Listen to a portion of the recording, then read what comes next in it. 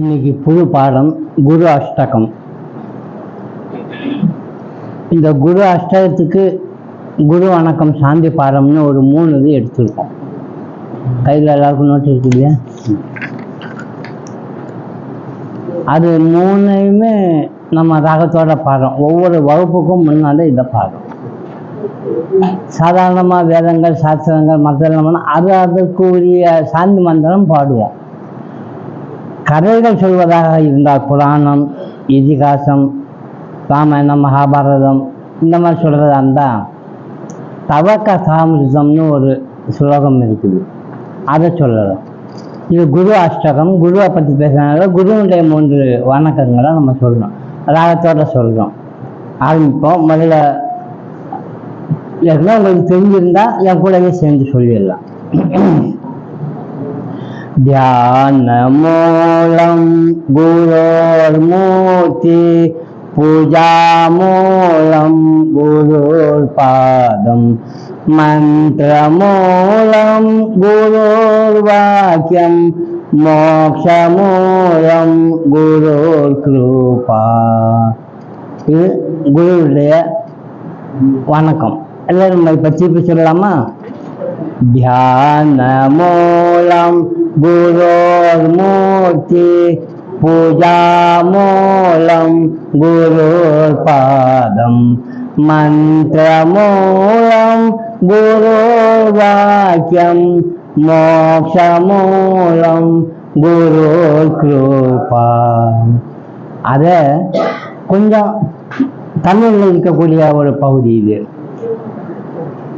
தெளிவு குருவின் திருமேனி காண்டல், தெளிவு குருவின் திருநாமம் செப்பல், தெளிவு குருவின் திருவார்த்தை கேட்டல், தெளிவு குரு ஊர் சிந்தித்தல் தானே.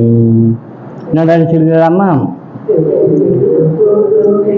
திருமேனி காண்டல், தெளிவு குருவின் திருநாமம் செப்பல், தெளிவு குருவின் திருவார்த்தை கேட்டல், தெளிவு குரு ஊர் சிந்தித்தல் தானே.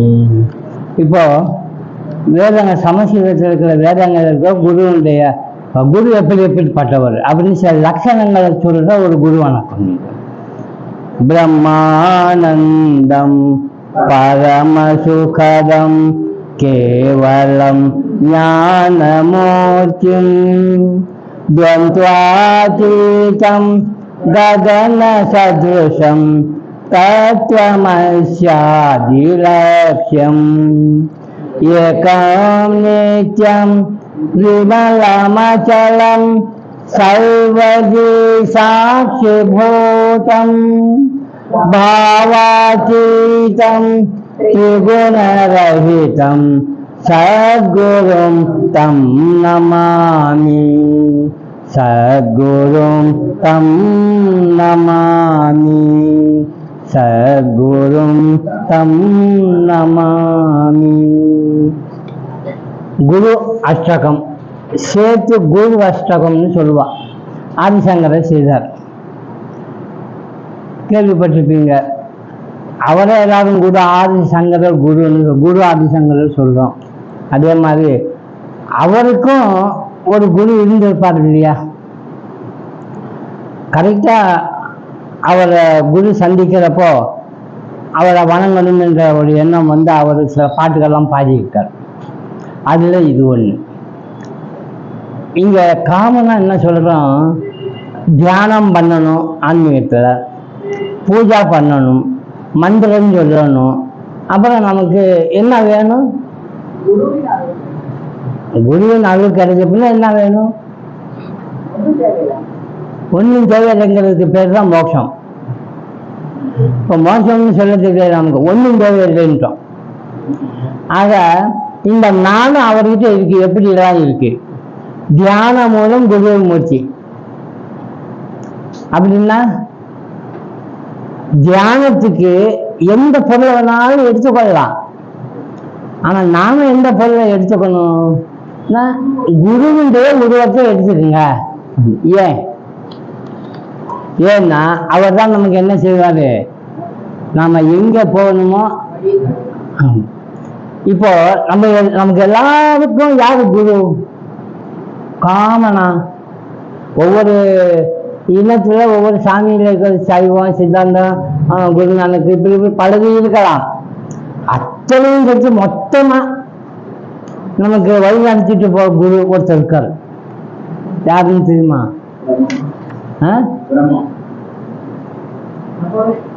இப்ப மறந்து போய் அந்த மாதிரி குருவை கும்பிடுறதை விட்டுட்டு கூகுள குருவா வச்சிருக்கோம்.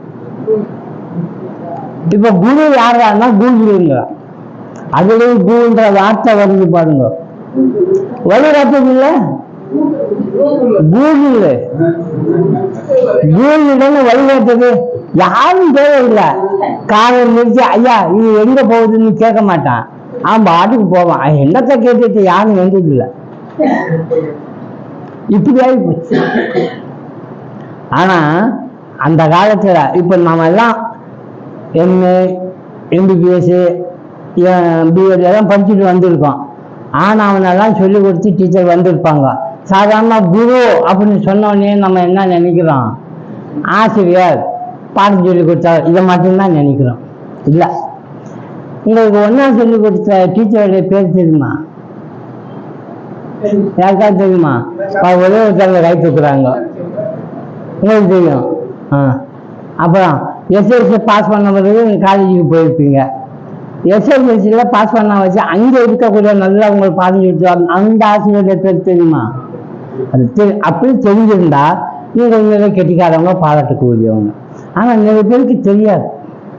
அதனால இப்ப இந்த குரு என்ன உண்மையிலே சொல்ல போனோம்னா, குருவுக்கு நம்ம செய்ய வேண்டிய முக்கியமான செயல் ஒண்ணு இருக்கு. அது என்னது? குருவுக்கு நம்ம என்ன செய்யலாம்? வணங்கினா அவருக்கு சந்தோஷம் ஆயிடுமா?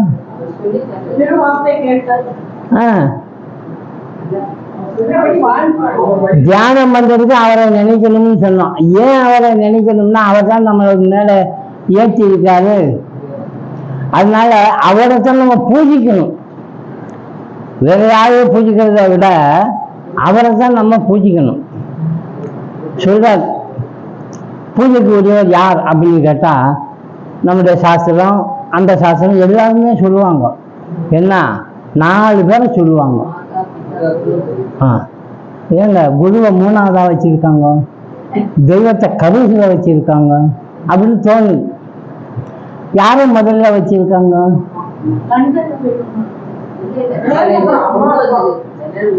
மாதாவை முதல்ல வச்சாங்க. ஏன் பிசாவை அப்புறம் பிசா வச்சுட்டு அப்புறம் மாதா வச்சிருக்கலாம்ல? வைக்கல.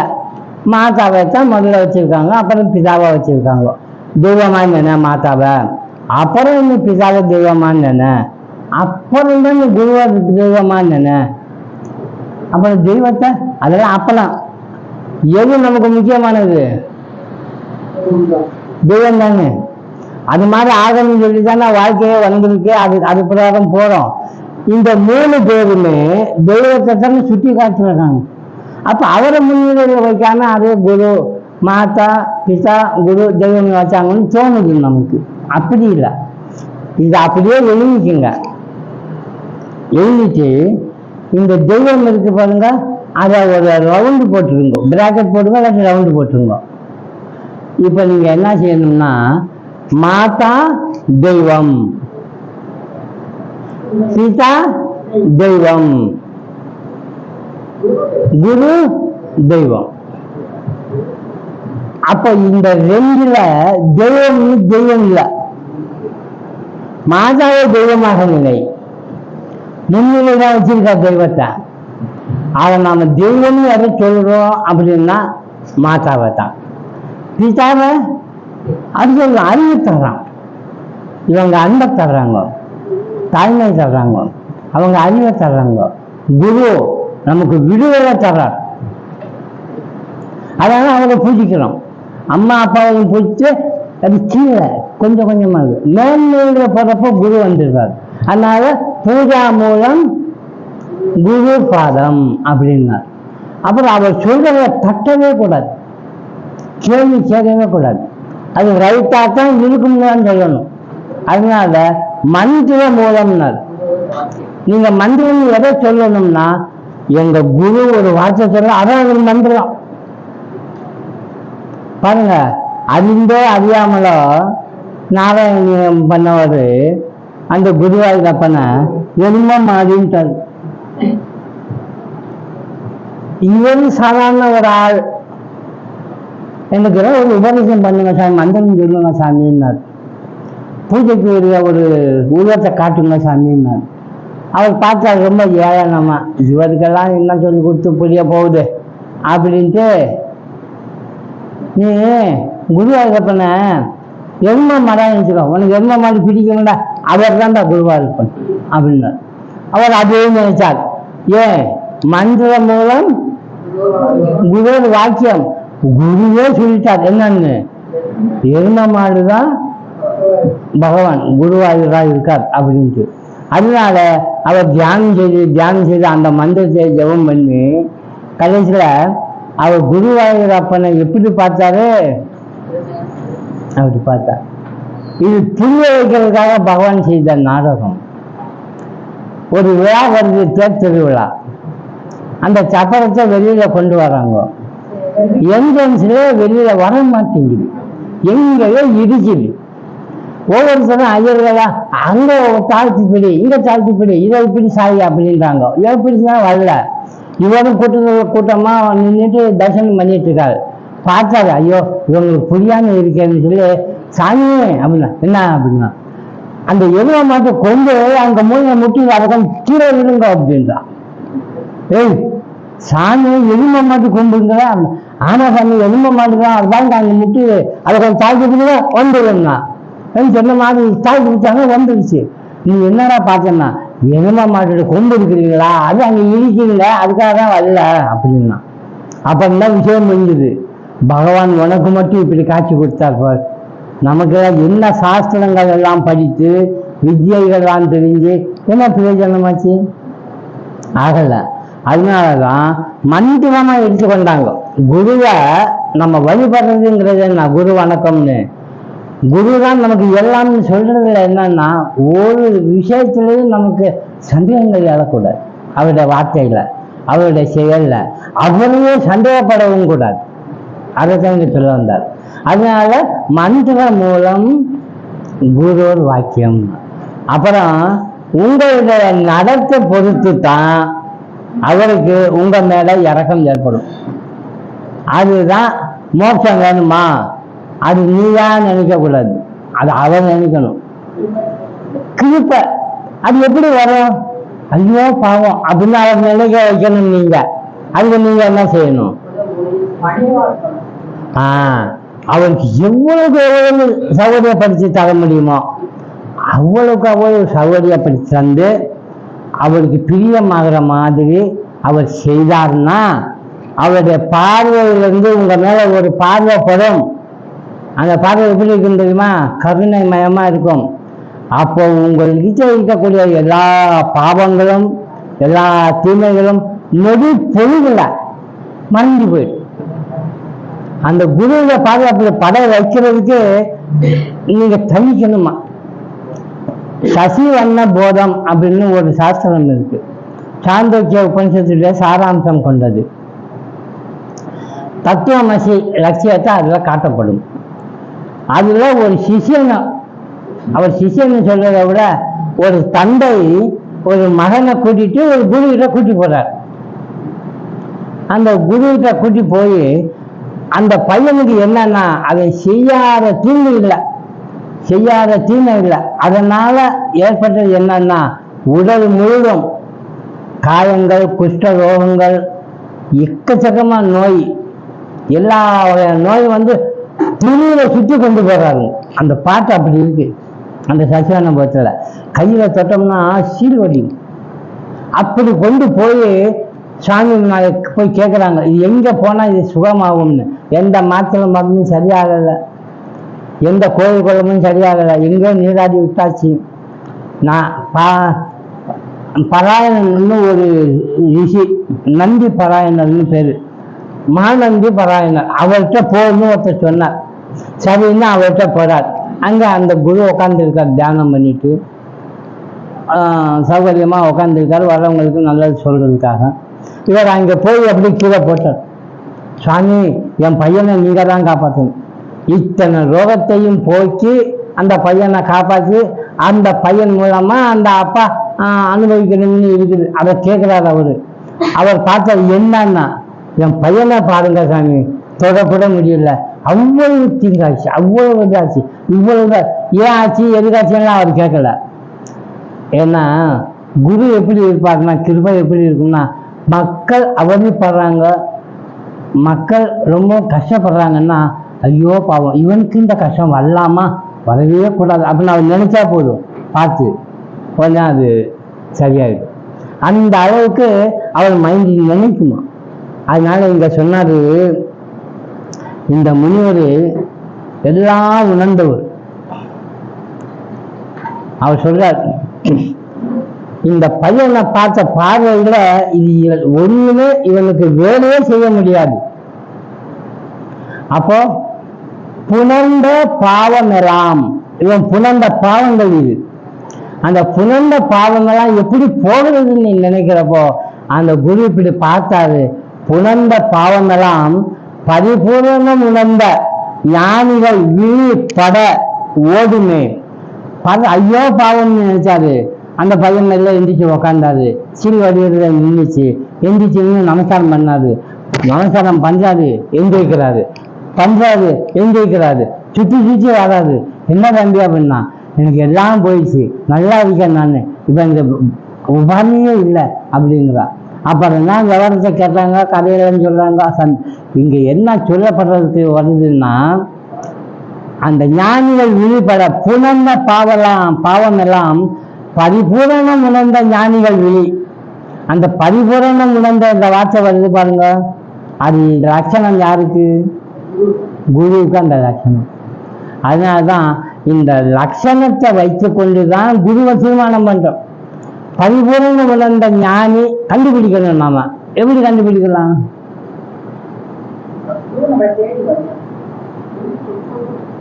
நாம அப்ப வீட்டிலேயே உட்காந்து போயிடும்.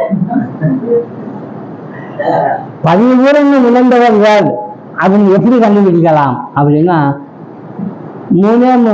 மூணே வழிதான். அதான் கடோபனிஷத்துல படிச்சோம், அந்த முண்டகோபனிஷத்துல படிச்சது. மூணே தான். அவர்கிட்ட முக தெளிவு. முகம் எப்படி இருக்கும் தெரியுமா? தேஜசி, தெளிவா இருக்கும், தெரியாத மாதிரி இருக்காது. பள்ளிக்கூடத்துல ஏதாவது ஒரு கேள்வி கேட்டா, யாருக்கு கேள்விக்கு பதில் தெரியும், கை தூக்கு அப்படின்னு கை தூக்குவாம்பார். அப்படி இல்லை, சார் அப்படின்னு கை தூக்குவாம்பார். அது தெளிவானது. சார்னா அது ரொம்ப தெளிவானது. அப்ப பயந்தது யாருன்னா, ஒருத்தன் பின்னால போயிட்டு இப்படி தூக்குவான், யாராவது அப்படின்னு இவர் பார்க்கணும். அந்த மாதிரி சந்தேகமே இருக்காது அந்த குருவுக்கு. அந்த சந்தேகம் தெரியலன்னா இருக்கும். இன்னொன்னு, அவருக்கு ஆசையே இருக்காது, அது வேணும் இது வேணும்னு எல்லாம் கொண்டு போகணும். ரிஷிகேஷ்ல ஒரு சாமிச்ச நிறைய பாத்திர பண்டங்கள்லாம் இருக்குது. அதெல்லாம் வச்சிருந்தவரு யாராவது ஒருத்தர் பிடிக்கிட்டு போயிட்டாங்கன்னா ஓடி போய் பிடிக்க மாட்டாரு. பாப்பா குளிக்கிட்டாங்கன்னா, அப்பா இன்னும் கொஞ்சம் இருக்கு, அது யார் கொண்டு போவாங்க பார்ப்போம் அப்படின்னு. என்ன உடல்நிலையை சேர்த்து வைக்கிறதுல விருப்பம் இல்லாதவர், ஆசையும் இல்லை, எனக்கு எதுக்குப்பா இதெல்லாம் அப்படின்னு. திருட வந்த ஒரு ஆள், ஒரு ராஜா தன்னுடைய குருவுக்கு பணிவிடை செய்து ஞானம் பெற வச்ச பின்ன, சுவாமி நான் ஏதாவது ஒரு தட்சிணை கொடுக்கணும் அப்படின்னா. தட்சிணை அதெல்லாம் எதுக்கு பண்ணிய செய்ய தானே நல்லா இது அப்படின்னா. இல்லை சுவாமி, ஏதாவது ஒன்று கொடுக்கணும், நீங்கள் வாங்கிக்கோங்க. என்ன வேணும்? பொண்ணு வேணுமா, தங்கம் வேணுமா, நெக்லஸ் வேணுமா? ஒன்றும் வேணாம். அப்போ இந்த சாமி என்ன வச்சிருப்பார்? பெரும்பாலும் பிக்சை எடுக்கிறதுக்கு ஒரு பாத்திரம் வச்சிருப்பார். சரி, இவர் பார்த்தா பிக்ஷைக்கு பாத்திரம் வேணா கொடுக்கும் அப்படின்னு கொடுத்தா. பிக்ஷா பாத்திரத்தை கொடுக்குறவர் மண்ணில் தான் கொடுக்கணும். தங்கத்தோட பிக்ஷா பாத்திரம் உயர்ந்ததை கொடுக்கணும் இல்லை, தங்கத்துல கொண்டு வந்து கொடுத்தா. இவருக்குப்பா தங்கத்துல கொண்டு வந்து கொடுத்த அப்படின்னா, இதில் எடுத்து சாப்பிடுங்க சாமி, பெருமையா இருக்கும் எனக்கு அப்படின்னு. சரி, இன்னும் வச்சுட்டார். ஒரு திருடன் வந்தான், சாமியார்கிட்ட திருவிட்டு போகலாம்னு பார்த்தா அந்த தங்க பிக்ஷா பாத்திரங்கள் பார்த்தா இவர் இப்படியே பார்த்து இவர் உட்காந்து தியானம் பண்ணிட்டு இருக்காரு. இவர் தெரிஞ்சிச்சு யாரோ திருட வந்திருக்கான்னு. நேற்று தான் கொடுத்தாரு ராஜா, விஷயம் தெரிஞ்சு இன்னைக்கே வந்து அவர் திருடுறேன். அப்போ சொன்னாரு, ஏப்பா இவனுடைய தியானத்தை ரொம்ப கிடைக்காத, நீ என்ன வேணும் உனக்கு அதானே வேணும், அந்த ஓரத்தில் வச்சிருக்கேன் தேடி எடுத்துட்டு போய் அப்படின்னு. அவர் நேர போய் அதை எடுத்துட்டு போனால் இவர் கலக்கம் இல்லை, வருத்தம் இல்லை, ஒன்றும் இல்லை. மனசு மூஞ்ச பார்த்தா அப்படி அமைதியாக இருக்காரு. போனவர் அடுத்தனா திரும்ப விட்டார். தங்கை நேற்று ஒண்ணுதான் இருந்தது, அவ்வளவுதான், என்கிட்ட வேற எதுவும் இல்லை, திரும்பி எடுக்கணும். உங்கள்கிட்ட ஒரு அதிக ரொம்ப அற்புதமான ஒரு பொக்கிஷம் வச்சிருக்கீங்க, அதை திரும்ப வந்திருக்கேன். என்கிட்ட அந்த மாதிரி எதுவுமே இல்லைப்பா, இருக்கு. உங்கள்கிட்ட ஒரு பொருள் இல்லாம உங்க முகம் மலர்ந்த முகமா இருக்கே, அமைதியா இருக்கே, சஞ்சலப்படாம இருக்கே, இது எப்படி வந்தது உங்கள்கிட்ட? அது எனக்கு குடும்பம், அதான் எனக்கு வேணும் அப்படின்னா. அப்போ அவர் சரின்னு, உனக்கு அதான் வேணுமா, உட்கார் அப்படின்னு உட்கார வச்சுட்டு, நான் ஏன் இப்படி இருக்கேன்னு சொல்றேன் கேட்டுக்கோ, அதே நீ ஃபாலோ பண்ணணும். இவர் ஏன் இப்படி இருந்தாரு?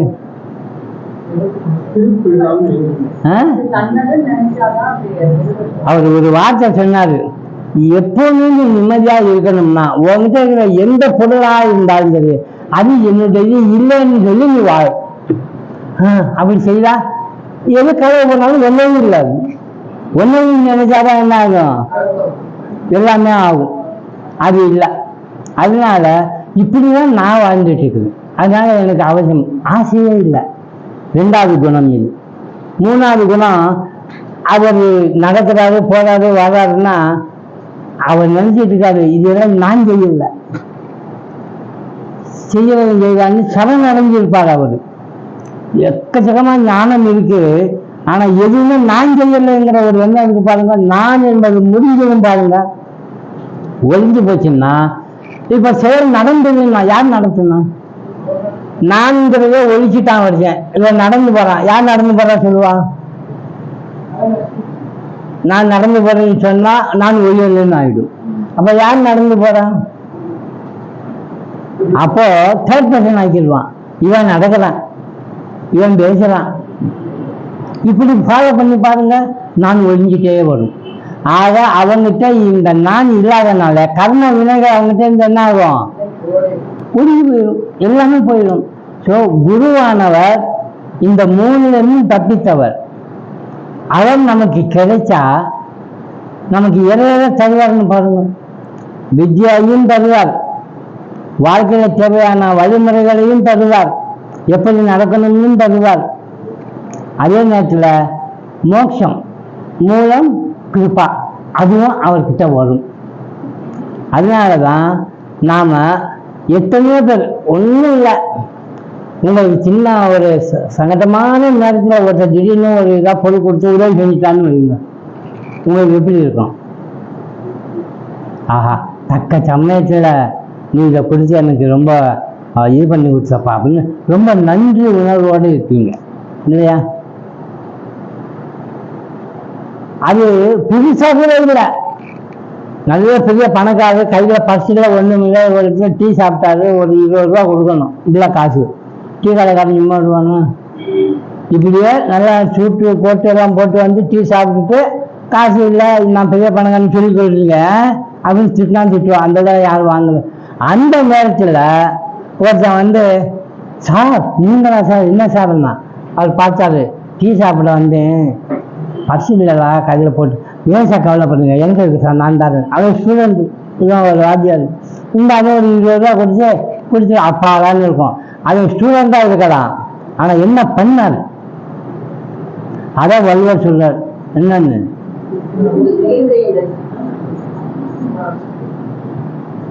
இந்த நேரம் காலத்தால் செய்த நன்றி சிறிது எண்ணினம் ஞானத்தின் மான பெரிது அப்படின்னார். ரொம்ப ரொம்ப பெருசா நினைப்போம்.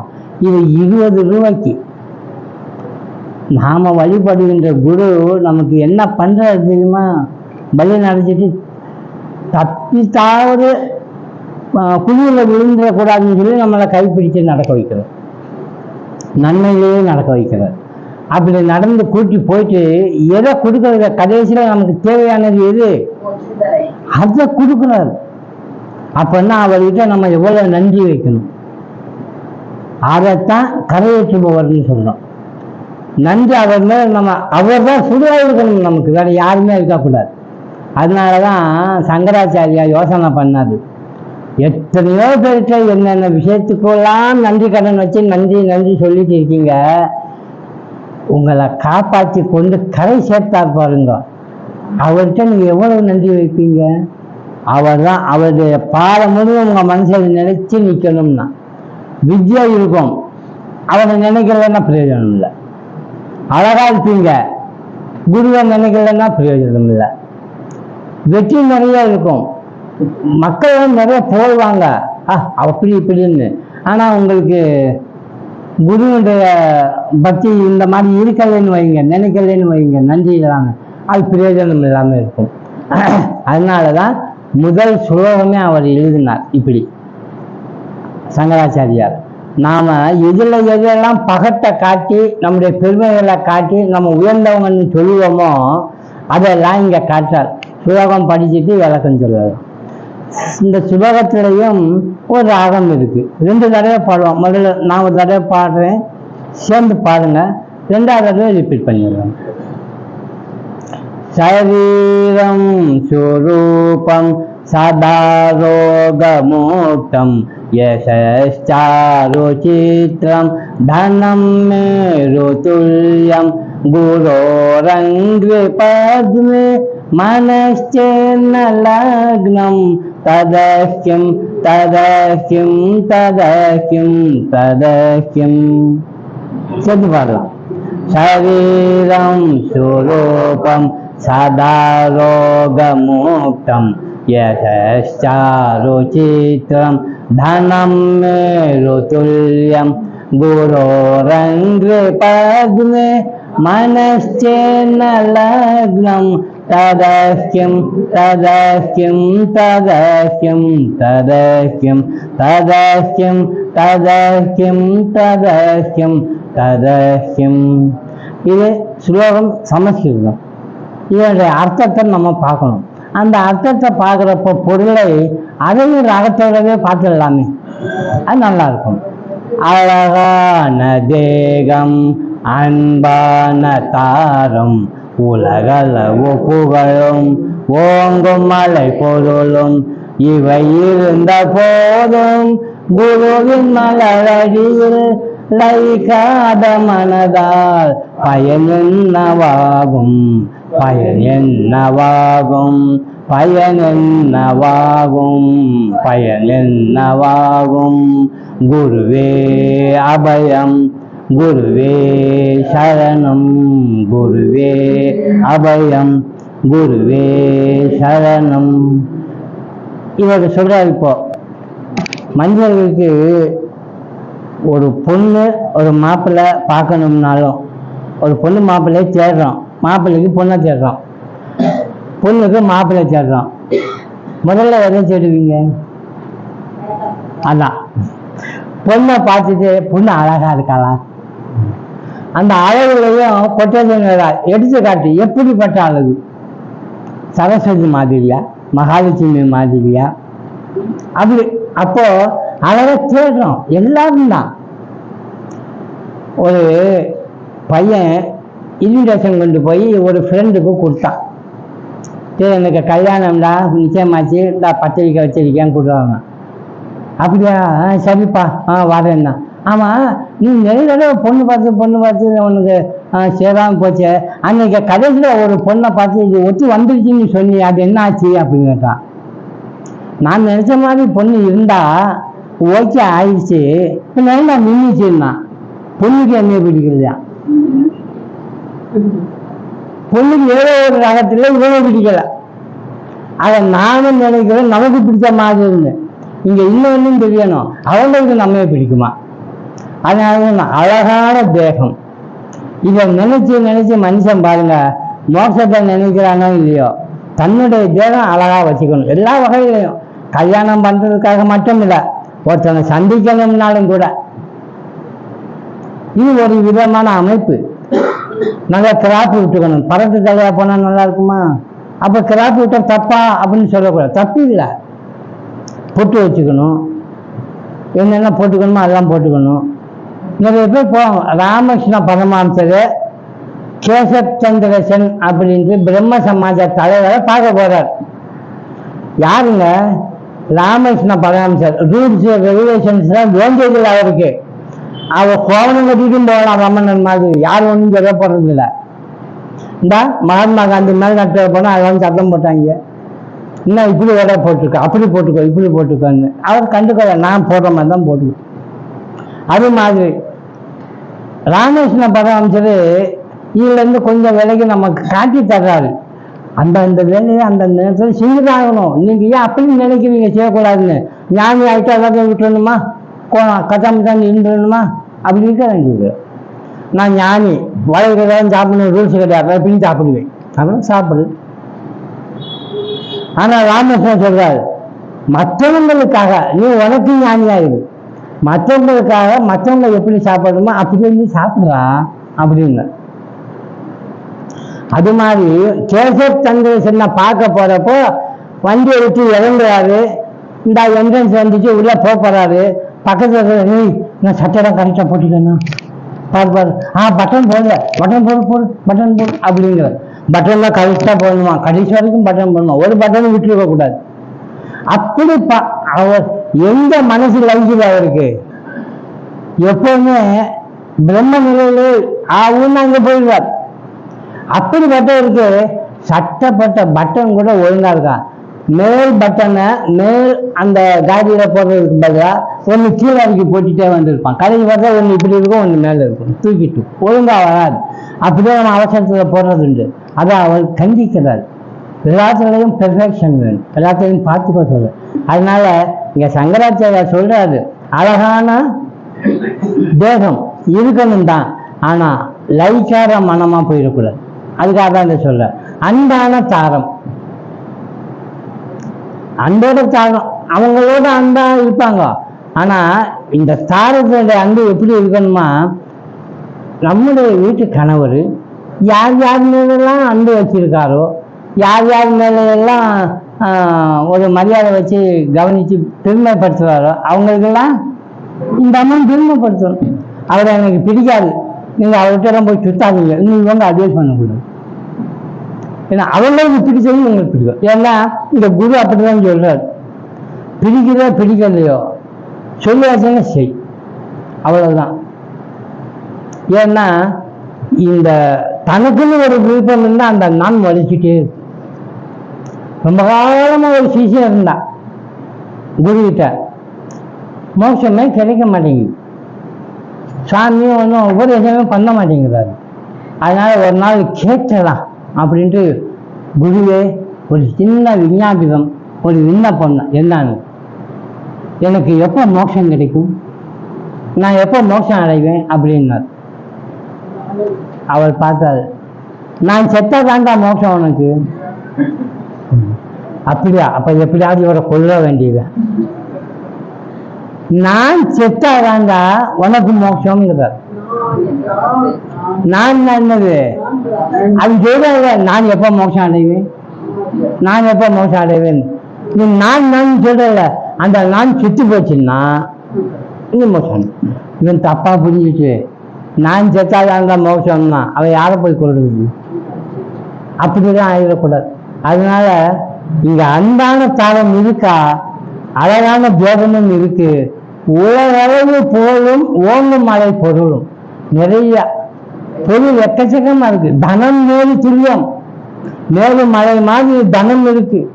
கொடுக்கணும்னா எல்லாரும் கொடுக்கா, வீடை கட்டி கொடுக்கா நிறைய பேருக்கு, அப்படிதான் இருக்கு. அத்தனை வகையில பெருமை பேசிட்டு இருக்காங்க. உன் மனசு இருக்க வேண்டிய இடம் ஒண்ணு இருக்கு. யசஸ்தாரு சித்திரம், உலகளவு புகழ் அத்தனை இருந்த போதும் உன் மனசு உனக்கு என்னென்ன செய்து மோட்சம் தரக்கூடியவன்னு ஒருத்தர் இருக்காரோ அவர்கிட்ட மனசு போகலேன்னு வை. இதெல்லாம் இந்த என்ன லாபம், பிரயோஜனம் இல்லை. இதெல்லாம் என்னது, இங்க ரெண்டே ரெண்டு பொருள் தான். இதுக்கு முன்னாடி நம்ம படிச்ச அந்த ரெண்டு பொருள், ஒண்ணு திவிக்கு. இன்னொன்று திவிஷம். திவிக்கு தான் குருன்னு வச்சுக்கோங்க, திவிஷம் தான் நாமன்னு வச்சுக்கோங்க. நமக்கு எது வேணும்? அப்போ திவிஷத்துல எது வேணும்னாலும் விட்டுங்க, எல்லாம் செய்யுங்க, கொஞ்சம் கொஞ்சம் வச்சுக்கோங்க. ஏன்னா அவங்க சொல்றாங்க தேகம் நடக்கணும்னா சாப்பிட்டு தான் ஆகணும், ஆனால் சாப்பாட்டை பழிக்க முடியாது. அதனால தான் அவர் அப்படி சொன்னார். மிக அழகிய உடலும் ஒரு பொழுதும் நோய் இன்மையும் பல வகையிலும் இனிய புகழும் மேருமலைக்கு இணையான செல்வமும் இருந்தாலும் குருவின் திருவடி தாமரைகளில் மனம் குவியவில்லை என்றால் என்ன பயன் அப்படின்னு கேட்கிறார். அதுக்கு ஒரு அடிப்படை இங்க எப்பவுமே இந்த ஒரு சுலோகம் முடிஞ்சோடனே ஒரு ஞானிகள் சொன்ன பெரியவர்கள் சொன்ன ஒரு கொட்டேஷன் கொடுத்திருக்கேன். இதுல என்னன்னா, குரு பக்தி என்பது பக்தி மார்க்கம் வளர்வதற்கான அடித்தளம். நாம என்னதான் பக்தி மார்க்கத்தை வளர்க்கணும்னு எங்கேயோ போயிட்டு அப்படி தினமும் விஷ்ணு சாஸ்திரநாமம் சொல்றேன், ஆனா ஒன்றும் நடக்க மாட்டேங்குது, ஒண்ணுமே இம்ப்ரூவ்மெண்ட் இல்லை அப்படின்னு தோணலாம். அடித்தளமே என்னன்னா, தினமும் விஷ்ணு சாஸ்திரநாமம் சொல்லு, ஆனா மனசு எங்க இருக்கணும், ஒன்று காப்பாற்றுவதற்காக வந்திருக்க அந்த குருவுடைய மனம் எப்பவுமே இந்த லைக்கு இருக்கணும், அவருடைய திருவடி தாமரை ஒன்றை ஏற்றது இருக்கும்.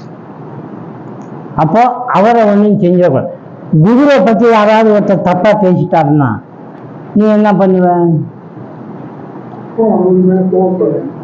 குரு எப்படி பார்த்தாருன்னா எல்லாத்தையும் பழகிறவர், அகிம்சாவாதி மாதிரி இருக்கிறவர், அனாவசியமா எதையும் சொல்ல மாட்டாரு, ஆனா அனாவசியமா எதையும் வச்சுக்கவும் மாட்டாரு, அமைதியான ஒரு அகிம்சாவாதி. என்ன வச்சுக்கோங்க, இறக்க குணம் ரொம்ப நிறைஞ்சவர், யாரையும் தீங்கு செய்யக்கூடாது. ஒரு வார்த்தையால கூட ஒருத்தருக்கு வலிக்க விட மாட்டார், வள்ளுவராட்டி கட்டி சொல்லுவார். அது மாதிரி இருக்கக்கூடியவர். அவரை பற்றி உங்க முன்னால குருவை பற்றி ஒருத்தர் பழிக்கிறாருன்னு வைங்க, என்ன பண்ணுவீங்க? குரு பக்தின்னு சொன்னோம்ல, அதுக்காக சொல்றேன். குரு மேல உங்களுக்கு பக்தி இருக்கு, ஆனா குருவை ஒருத்தன் பழிச்சுட்டே இருக்கா அவங்க முன்னால, என்ன செய்வீங்க? கணக்குல ஓய்ந்து ஒரு ஆள் அரைஞ்சிருந்து என்னதான் போட ஆரம்பிக்கும்.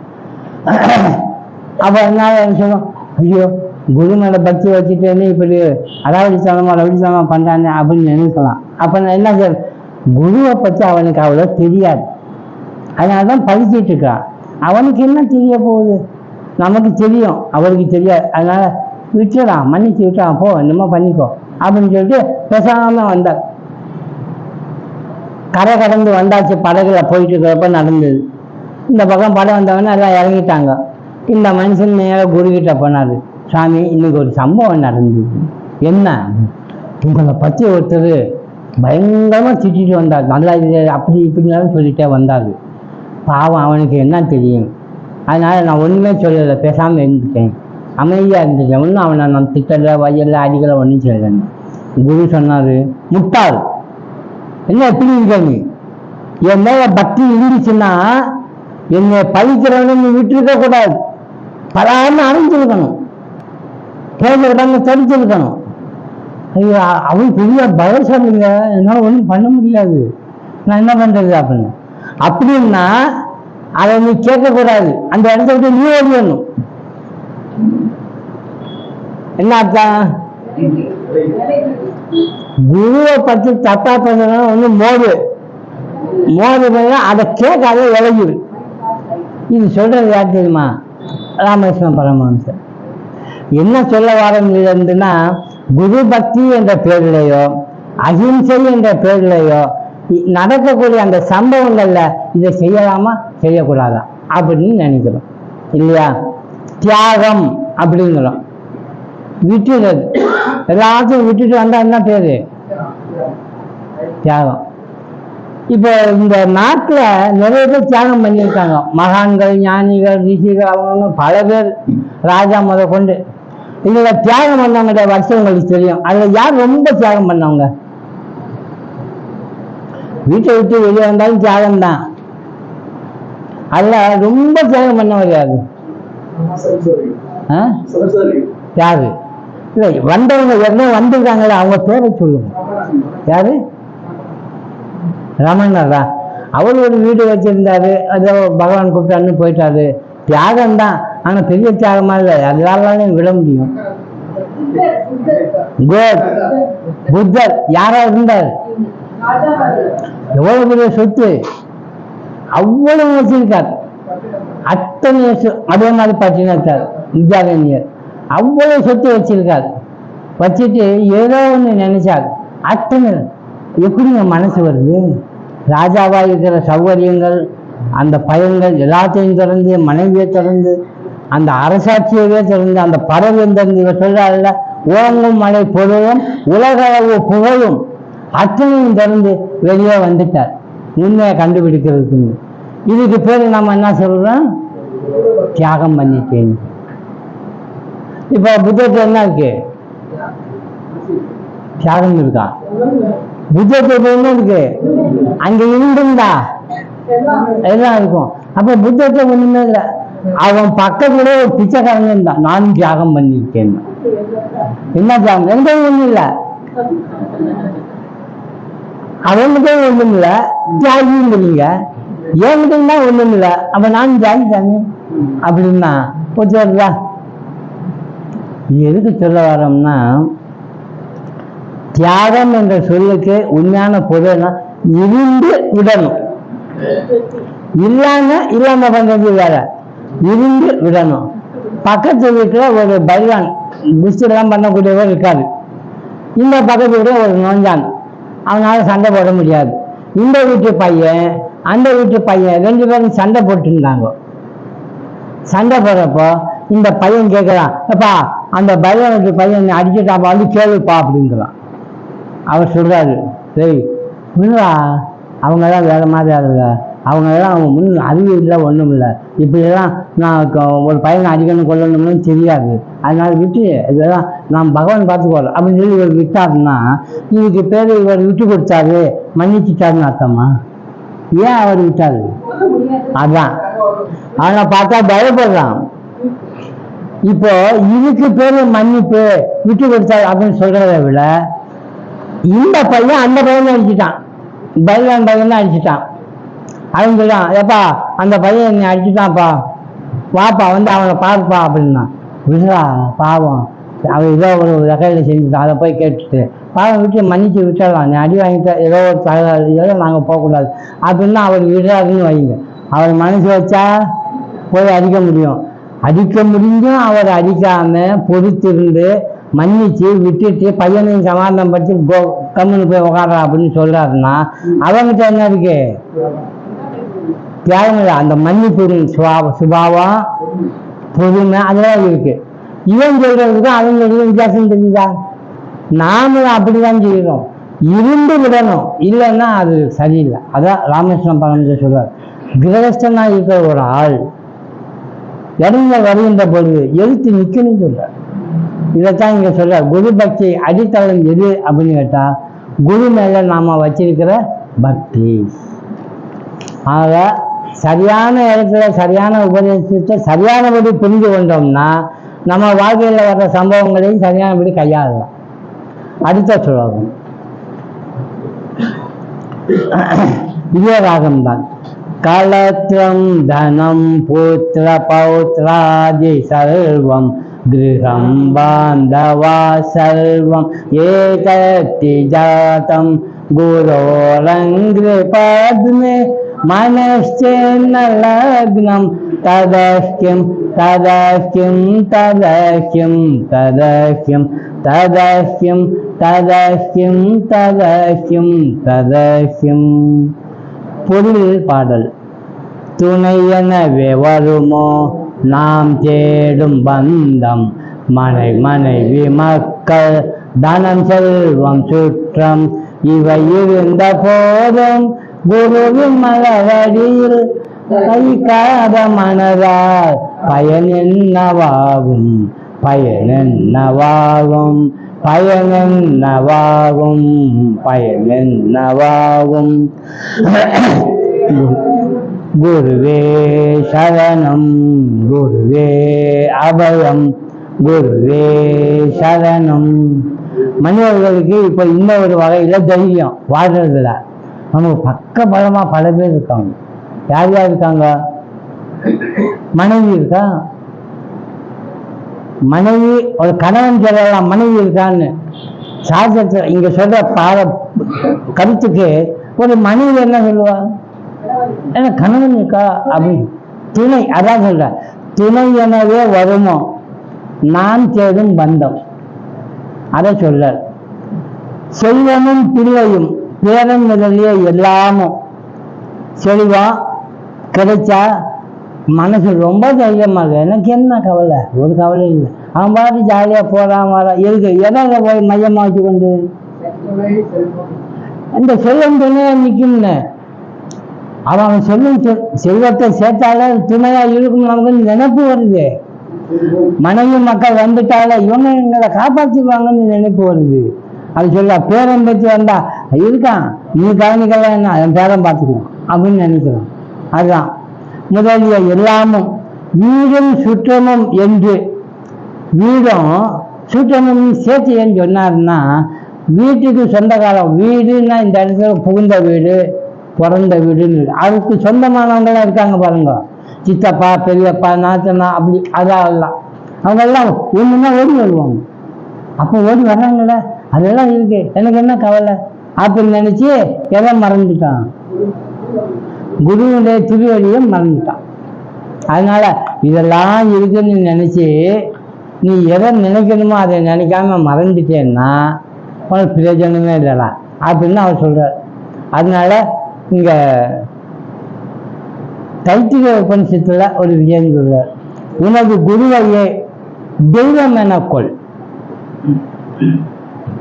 மாத்ரு தேவோ பவ முதல்ல, பித்ரு தேவோ பவ ரெண்டாவது, அப்புறம் ஆச்சாரிய தேவோ பவ. ஒவ்வொரு இடத்துலையும் என்ன சொல்ற பார்த்தீங்களா? தேவோ பவ தேவோ பவ நிலை, தெய்வமாக நிலை தெய்வமாக நிலை. நாம வருஷப்படுத்தி கடைசி தெய்வம்னு போடக்கூடாது. ஆச்சாரிய தேவோ பவ, இன்னொரு தெய்வம் இருக்காது அதிதி தேவோ பவ. இந்த அதிதி தேவோ பவங்கிறது நல்லா யோசிங்க. தெய்வம் எப்பவுமே அதிதியா வந்தா நம்ம ரொம்ப சோதிப்பார். அதிதியா வந்து ரொம்ப ரொம்ப சோதிப்பார். அப்புறம் தெரியும் அச்சோ அவரா வந்தாரு நான் மறந்துட்டேன் இப்படி பண்ணிட்டேங்க என்ன. அப்போ நீங்க அதிதிய தேவ நிலைகள் ஏன் இந்த மாதிரி சூழ்நிலை ஏற்படுது? உன்னை சோதிக்க. ஒரு நாள் கொடுக்க முடியுதா கொடு, சாப்பிட்டுட்டே இருப்பீங்க, வீட்டில் சோறு ஆக்கிட்டீங்க, மணி 2 மணி ஆச்சு ரொம்ப பசிக்குது சாப்பிடுவோம் அப்படின்னு. இன்னைக்கு அதுக்காவது அதிக மற்றவங்களுக்கு தானம் பண்ணியிருக்கீங்களா? பண்ணல. அப்போ என்ன செய்யணும்? சாதம் எடுத்து நம்ம எல்லாம் கிலோ வச்சுட்டு கழுவில சாப்பிடணும். அது இல்லைங்க. அப்படி யாரும் அறிவு வரலன்னா அதிதி ஒருத்தர் இருக்காரு.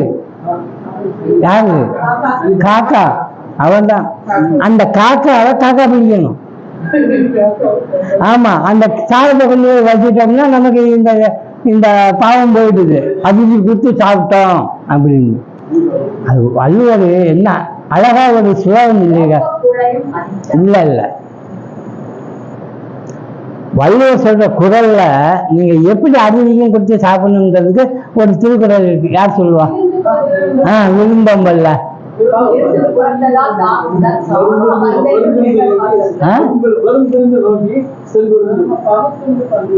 முதல்ல செல்விருந்து செல்விருந்து வரிவிருந்து காத்திருப்பான் நல் விருந்து வானத்தவர்க்கு. வானத்தவர்க்குன்னா யாருக்கு? அவங்களுக்கு நம்ம விருந்தா போய் அவங்க என்ன சாப்பிட்டுருவாங்களா? வானத்தவருக்கு நம்ம விருந்தாளியா போவோம்னா எவ்வளவு பெரிய புண்ணியம் அது பாருங்க.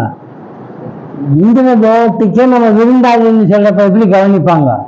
அதிதிகளை கவனிக்கிறதுல கெட்டிகாரத்தனம் இருக்கணும், சோட விடக்கூடாது.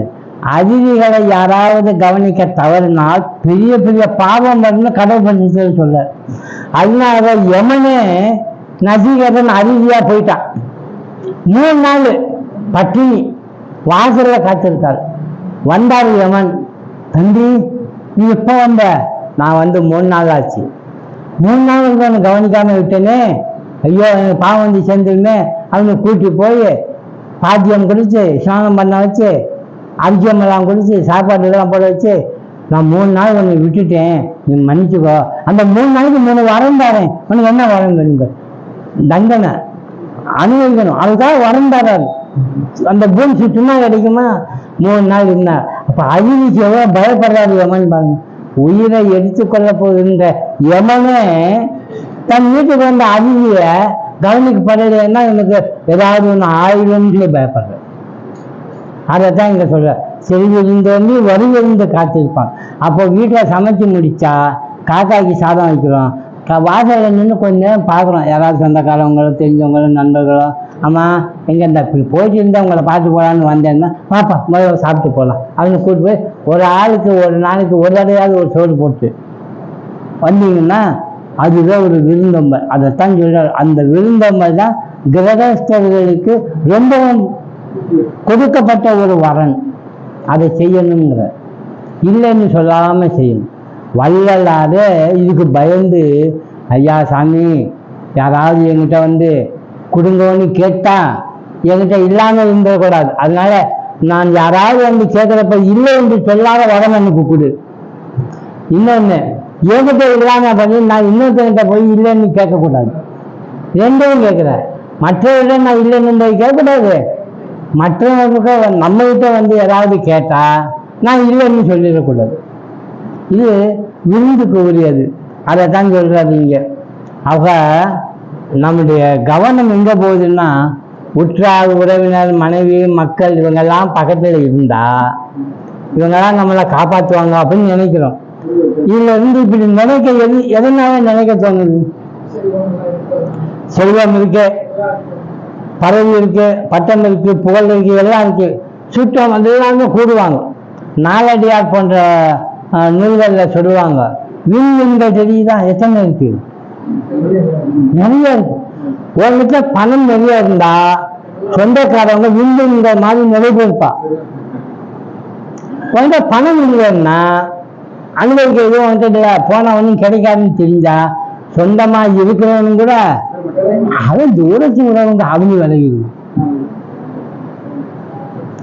அதுதான் இந்த மாதிரி நாலடியார் போன்ற பாட்டுகள்லையும் சாசங்களையும் இருக்கிறத வச்சுதான் சினிமா திரைகளை நிறைய பேர் பாட்டுங்கிறாங்க. என்ன பாட்டு?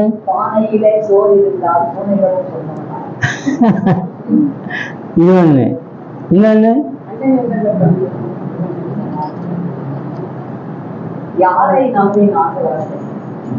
என்ன, வேற ஒண்ணும் இல்ல. சுற்றங்கள் எப்படின்னா, உங்ககிட்ட இருந்தோம்னா நம்ம ஆள் வந்து கூடும், அது இல்லாதப்போ விலகி ஓடும். அது இன்னொரு பாட்டு. அதனால ரொம்ப யோசிக்க வேண்டாம், அபிஷேகம் தெரிஞ்சிச்சு அவனுக்கு. அதனால இந்த பொருட்கள், இந்த சுற்றம், மனைவி, மக்கள் எல்லாம் எதை பேஸ் பண்ணி நம்ம கிட்ட ஒட்டி இருக்கிறாங்க?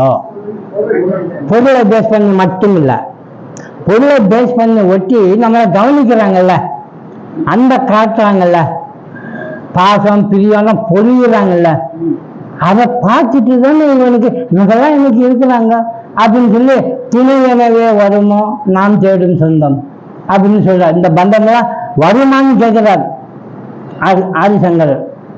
இதெல்லாம் பாசம் பொழிகிறாங்கன்னு நினைச்சு இவங்க துணையா வருவாங்கன்னு நீ நினைக்கல. அவங்க எதனால துணையா வரமாட்டாங்கன்னு சொல்றாரு தெரியுமா? அவங்களால ஏன் முடியாது, இந்த பாசம் இந்த பந்தம்லாம் எவ்வளவு இருக்குன்னு நீங்க கண்டுபிடிச்சிருக்கிறியா? கண்டுபிடிக்கல. அது ராமகிருஷ்ணன் கண்டுபிடிச்சு ஒரு கதை சொன்னார். என்ன கதை தெரியுமா? ஒண்ணும் இல்லை, ஒருத்தர் அப்படிதான் சொன்னார், சாமி நீங்க தான் துறவியாகி போயிட்டீங்க, உங்களுக்கு ஏதாவது தெரியுமா? அம்மா கிட்ட இருக்கிற பாசம் என்னன்னு உங்களால தெரியுமா, சொல்ல முடியுமா?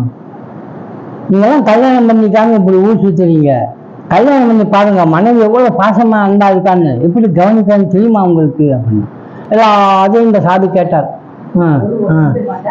என் பையன் நான் வீட்டுல வந்தேன்னு அப்பா அப்படின்னு வந்து சாகுறான், என்ன பாசம் தெரியுமா, இதெல்லாம் நீங்க அனுபவிச்சிருக்கீங்களா அப்படிலாம் கேட்குற. இந்த சாமி இப்படியே வச்சா அப்புறம் இதெல்லாம் உண்மை நீ நம்புற, உண்மை இல்லையா? அப்ப பொய்யாவா என் மனைவி என்கிட்ட பழகுறா, என் பையன் பொய்யாவா பழகுறா, எங்க அம்மாவை பொய்யாவான்னு நினைக்கிறா, பாசம் காட்டுறது அது பொய்யா மெய்யாங்கிறத நான் உனக்கு காட்டி தரவா? காட்டிட்டாங்கன்னா பைப்புல இருந்து ஒரு சின்ன குளிகை எடுத்தார். நீ வீட்டுக்கு போனதும் இதை சாப்பிடு, சாப்பிட்டோன்னா உனக்கு வலிப்பு வந்த மாதிரி வரும், நீ கீழே விழுக செத்து போயிடு. ஐயோ செத்து போயிடு அவங்களுக்கு, நீ உணவோட இருப்ப, நீ செத்து போன மாதிரி படிச்சிருப்ப. ஆனா அவங்க பேசுறது கூட எல்லாம் அவனுக்கு கேட்கும் தெரியும் எல்லாம் பண்ணுவாங்க.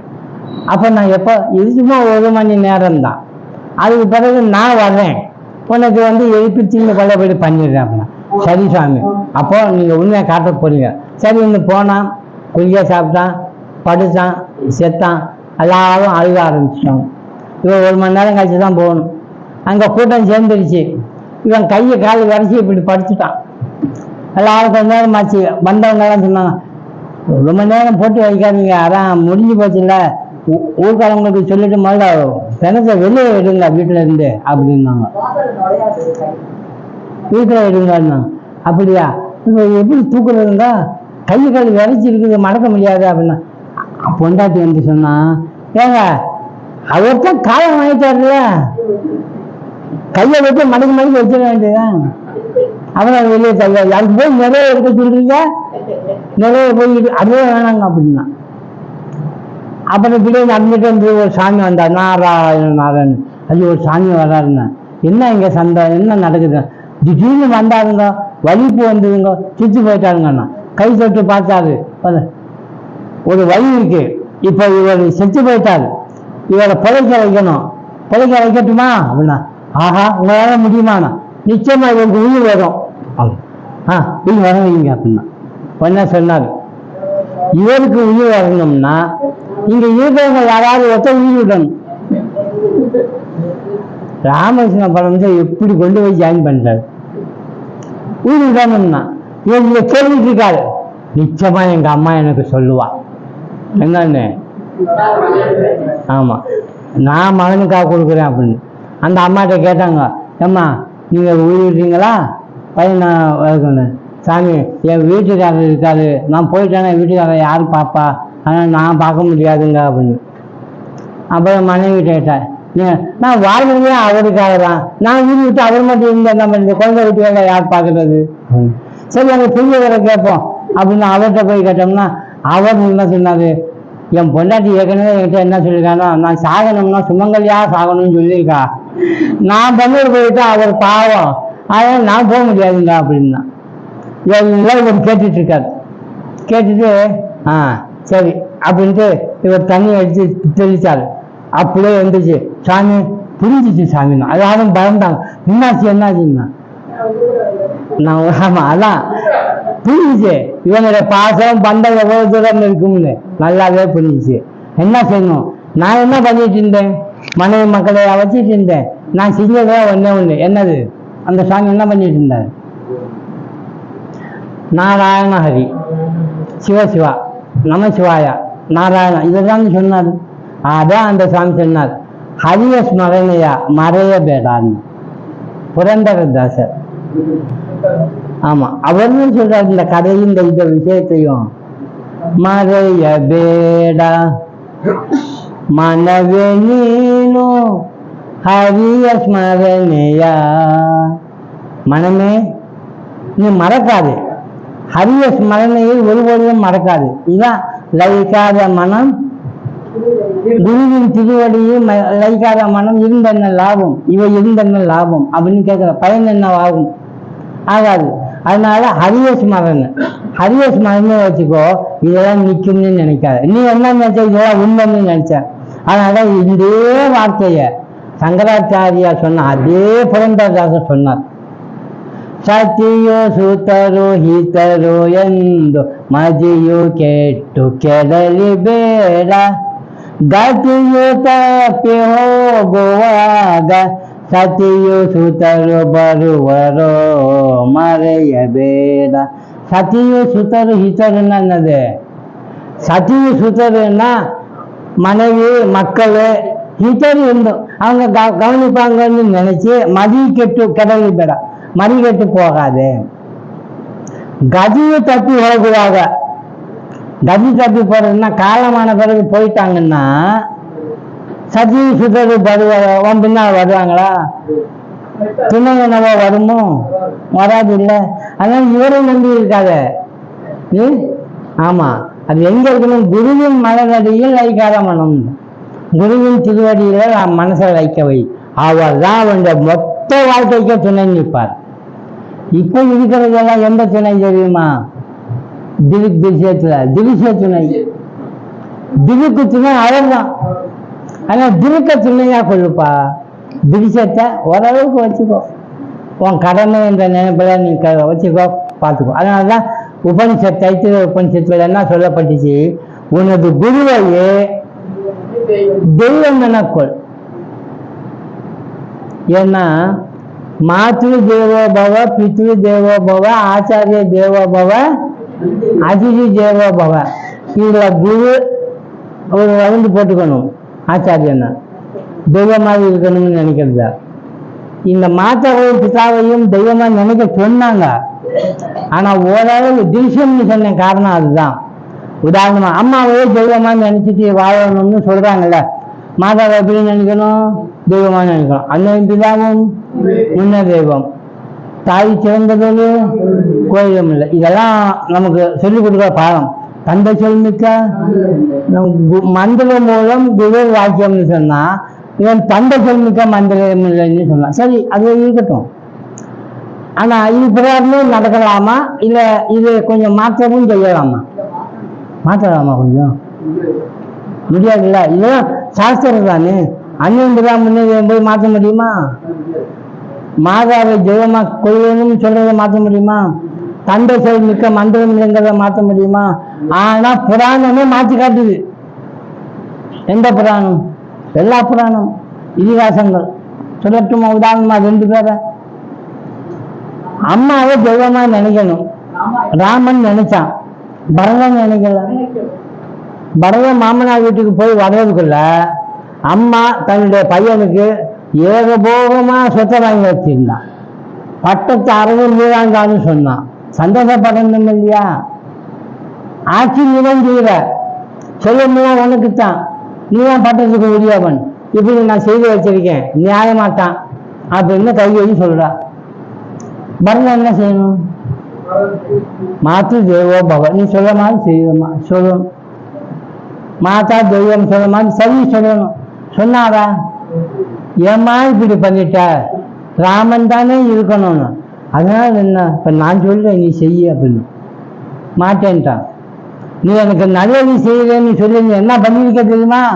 பயங்கர தீமை பண்ணிட்ட. அப்படி சொல்லி கத்திய உருவிடாது, வெட்டுறதுக்கு ஒரு நிமிஷத்துல கத்திய உருவ வெட்டிருக்கேன். நான் ஏன் வெட்டாம விட்டேன்னு தெரியுமா? என்னுடைய அண்ணன் ராமன் ஏண்டா இந்த பாவக்காரியம் செய்தேன்னு சொல்லி என்னை கண்டிச்சிடுவான். அதனால பொழைச்சு போனேன். உன்னை பார்க்க எனக்கு எப்படி தெரியுது? இந்த உலகத்துல இருக்கிற மொத்த பாவமும் ஒரு உருவம் கொண்டு வந்தா எப்படி இருக்கும்? அதனால கேள்வி பழிக்கிறாரியா? என்னங்க அண்ணன் பிதாவும் முன்னேறி தெய்வம்னு சொன்னாங்க, தாலி சிறந்தது கோயிலும் இல்லைன்னு சொன்னாங்க. இந்த பரதம் மட்டும் இந்த தாயையும் படிக்கணும், ஏன் படிக்க வைக்கிற மாதிரி எழுதணும்? என்னன்னா அப்படித்தான் நினைக்கணும். தப்பான வழியை காட்டி கொடுத்தாங்கன்னா அவங்கள மாற்றா மாதிரி நினைக்காதீங்க. தப்பான வழி காட்டி கொடுத்தா அவளை தந்தை மாதிரி நினைக்காதீங்க. தப்பான வழி காட்டி கொடுத்தாரு ஒருத்தர், பிரகலாதம் இல்லை, இளைஞ ரசிப்பு. பிரகலாதன் உண்மையான பாதையை காட்டி தந்தார். என்ன ஆண்டவன் இங்கே அங்கே சொல்றியா? நாராயணன் தான் உனக்கு பெருசா? தந்தை சொல் மிக்க மந்திரம் இல்லை சொல்லியிருக்காங்க. நான் சொல்றேன் என்னுடைய தெய்வமா நினை அப்படின்னு நினைச்சிட்டு போக வேண்டியது. ஏன்னா அதான மந்திரம், ஏன்னு கேட்க மாட்டேங்கிறான். அதுக்கு மேல ஒருத்தர் இருக்காரு, அதை நீயே நம்ப மாட்டேங்கிற. நாராயணன் தான் தெய்வம் எனக்கு அப்படின்னா அப்ப அவருக்கு கோபம் வருது. நாராயணன் தெய்வம் அப்ப எங்கே இருப்பானா? எல்லாத்தையும் வந்து காப்பாற்றிடுவானா? எந்த நேரத்திலையும் நான் கூப்பிட்டா வந்து காப்பாற்றிடுவாரு. இந்த தூண்ல இருக்காரா, இந்த தூண்ல இருக்காரா அப்படின்னு ஒருத்தனா இங்கும் இருக்கிறார், அங்கும் இருக்கிறார், எதிலும் இருக்கிறார், எங்கும் இருக்கிறாருன்னா கரையை தூக்கிட்டு போய் ஒரு தூண் அடிச்சார். நரசிம்மன் வந்துச்சு. நரசிம்மன் வந்து வெளியே வந்து வேற என்ன பண்ணுமோ பண்ணுது. இங்க திவ்யத்தில் இருக்கிற பாசத்தை இரண்யகசிபுகிட்ட கூட காட்டப்படுதுங்க. நீங்க கவனிக்கல, அந்த சுலோகத்தில் இருக்கு. என்னதான் கொடுமைப்படுத்தினாலும் பையனை நான் அந்த இரண்யகசிபு கரையை வச்சு அடித்த உடனே பையன் அங்க நிக்கிறான்ல, நாராயணா நாராயணன் சொல்லிட்டு அடிச்ச உடனே அங்கிருந்து 2 கையை இப்படி வச்சுட்டு நடத்தோட உருவிட்டு வெளியில வந்ததோ இல்லையோ. இந்த இரண்யகசிபுக்கு முதல் எண்ணம் என்ன வந்தது தெரியுமா? பையனை இழுத்து பின்னால வச்சு கொண்டார். பையன் பயந்துவான். இப்ப சண்டைக்கு போறான். பையன் மேல இன்னும் ஒரு பாசம் இருக்கு பாருங்க. உலகத்தில் இருக்கிற பாசத்தை சொல்லு. என்னதான் சொல்ல, என் பேச கேட்கணும். அதான் பையன் என் பேசி கேட்காம போயிட்டான்னா அவன் பையனே நான் திறந்துட்ட போடா வெளியே வராதா துரத்தி விடுறாங்க. எதுக்கு துரத்தி விட்டாங்க? அவன் பேச கேட்கலாத. அம்மா பேசி கேட்கலையா வெளியே போ, அப்பா பேசி கேட்கலையா வெளியே போ. அந்த பாசம் ஒரு தூரம் இருக்கு பாருங்க. இங்க வெளியே போகிறது இல்லை, கடைசி வரைக்கும் விட மாட்டார். ஒரு குருவானவர் ஒருத்தரை காப்பாற்றணும்னு நினைச்சிட்டா எத்தனை பிறவி எடுத்தாலும் அந்த பிறவியில் அவர் வந்து அவர் மோட்சம் அடைகிற வரைக்கும் அவர் விட மாட்டார். இதை அடுத்த வார ஸ்லோகம் சொல்றப்போ இந்த கதையை சொல்லுவேன். இந்த கதை நான் மறந்துட்டாலும் நீங்க ஞாபகப்படுத்துங்க. குமாரசாமின்னு சொல்லுங்க, ஞாபகம் வந்துடும். குமாரசாமின்னு ஒருத்தரை ஒரு குரு எப்படி காப்பாற்றினார் அப்படின்னு சொல்லுவோம். இப்போ நம்ம சுலோகம் சொல்லி முடிக்கலாமா? திரும்பவும் சிவசோமன்னு சொல்லணும். தியான மூலம் குரோர் மூர்த்தி, பூஜா மூலம் குரோர் பாதம், மந்திர மூலம் குரோர் வாக்கியம், மோக்ஷ மூலம் குரோர் கிருபா. தெளிவு குருவின் திருமேனி காண்டல், தெளிவு குருவின் திருநாமம் செப்பல், தெளிவு குருவின் திருவார்த்தை கேட்டல், தெளிவு குரு ஊரு சிந்தித்தல் தானே.